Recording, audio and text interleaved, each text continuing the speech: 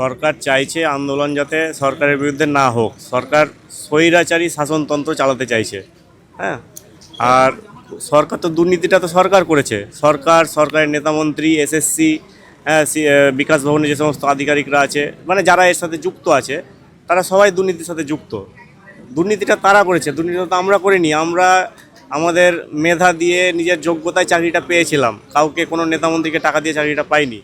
যার জন্যই মুখ্যমন্ত্রী প্রেস কনফারেন্স করে যখন নোটিশ অ্যানাউন্স করবেন বলছেন, সেখানে যারা অযোগ্য তাদের জন্য বলছেন আলাদা দপ্তরের ব্যবস্থা আমরা করে দিচ্ছি, কিন্তু যারা যোগ্য, যাদের বিরুদ্ধে সিবিআইয়ের কোনো তদন্ত নাই, মানে সিবিআইয়ের কোনো লিস্টে নাম নেই, কোনো রকম দুর্নীতির লিস্টে যাদের নাম নেই, তাদেরকে বলছেন পরীক্ষার মাধ্যমে আসতে হবে।